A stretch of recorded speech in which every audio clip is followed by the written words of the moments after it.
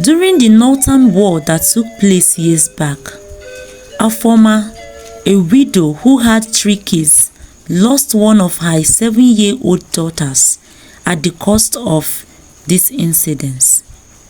When the Northern War started, all the citizens of the country who are dwelling in the northern part started running to other regions of the country.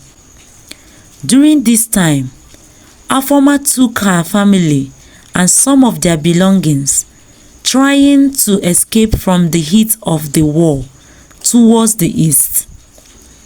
Due to the nature of the war, everyone were running helter-skelter with their families.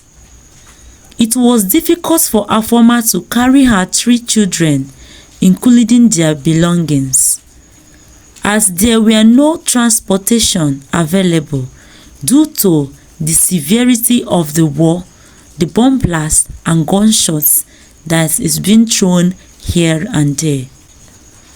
Aisha, her neighbor, who noticed how she was struggling to control her children, offered to help her carry one of her twins.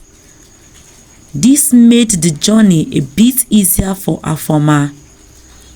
But along the line, as they were about to cross the northern bridge connecting the northern part to the eastern part of the country, something terrible happened. There happened a disastrous bomb blast that made everyone scatter and run to different directions. When this happened, Afoma threw away all their luggages and held firmly her kids that were with her. After this bomb blast incident, she looked around for her second daughter but could not find her. She looked everywhere for her daughter and Aisha, the lady that helped to carry her, but could not find her. After a series of days of searching, she continued her journey to the east.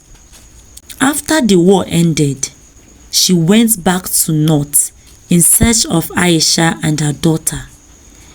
But on getting to the northern part where they stayed, she could not recognize anywhere again, because everywhere has changed. A lot of places were destroyed. Places that used to be overly populated were empty. This made her to return back home, hoping that one day she would find them.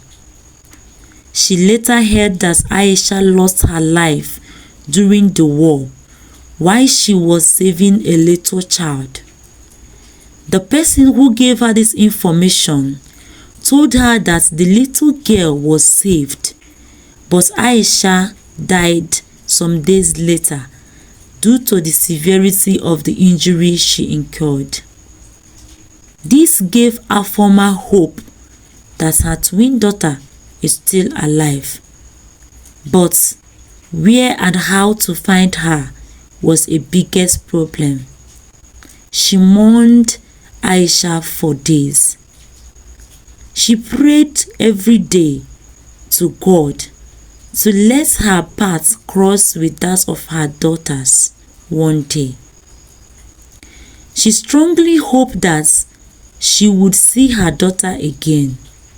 She started training her 2 remaining children, Amara and Obiora, in school, hoping that one day Amarachi's twin sister would return to them.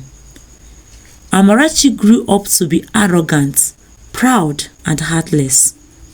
She happened to be the disciplinarian in their school.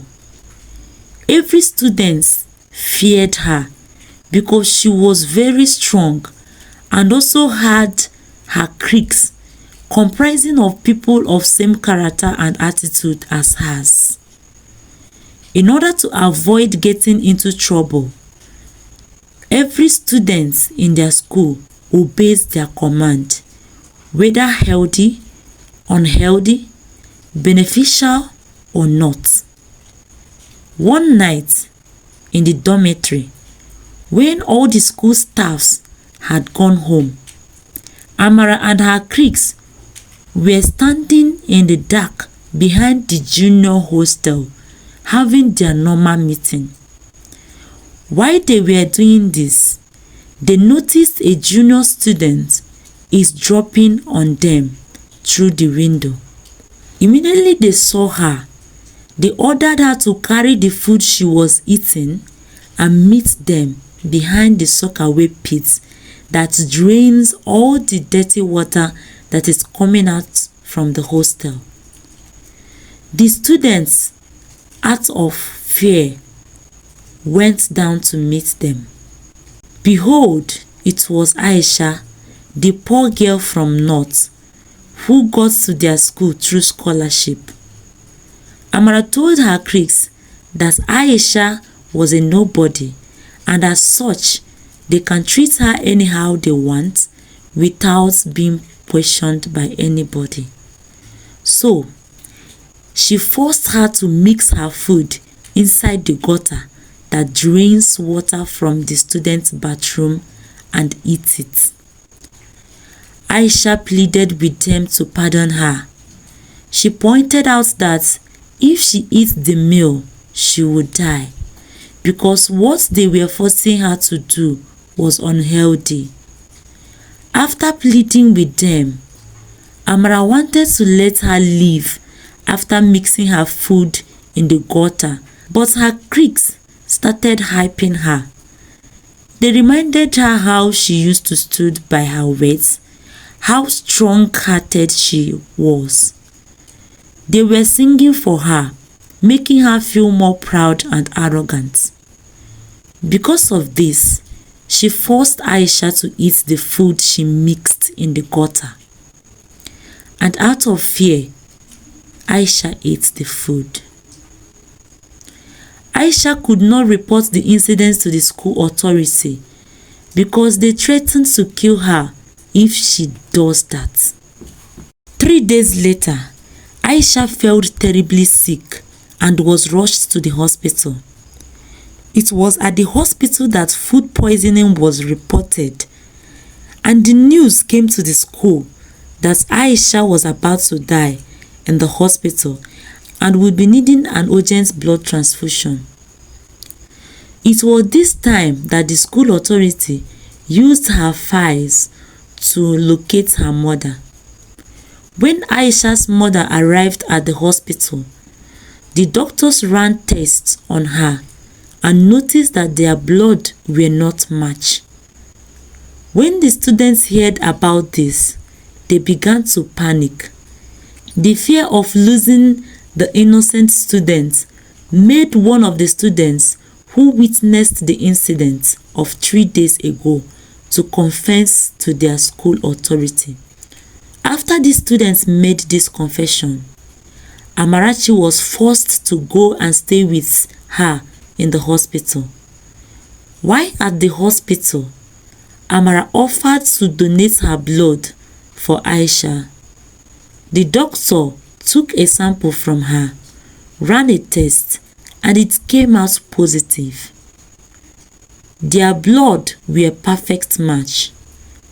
While Amarachi was waiting for the blood transfusion, her mother Afoma was summoned to come to the hospital at once.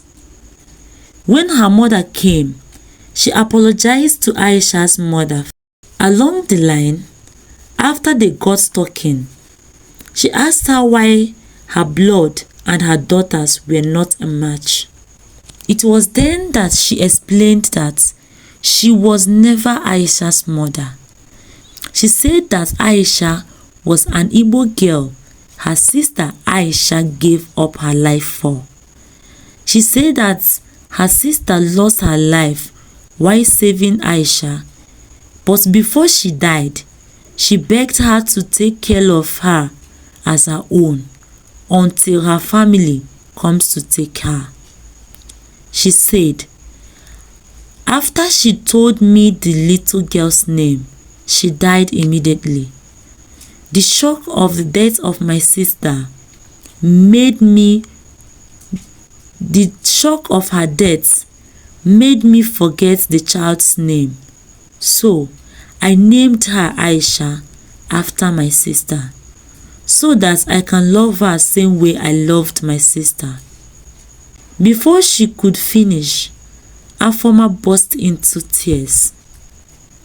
She quickly rushed and checked behind Aisha's ear and saw same birthmark that she gave her before handing her over to Aisha, projecting that something of this nature might happen one day.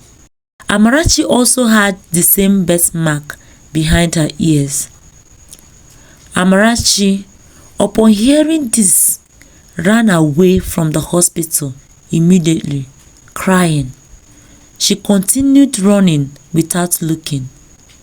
All of a sudden, she bumped into a car at high speed and died at the spot. Aisha, after recovering, was told the whole story. She was saddened that the bully they all feared in school was her twin sister. But what pained her the most was that they never got to live together. Was that they never got the chance to live together as one blood. Their mother was happy and sad at the same time.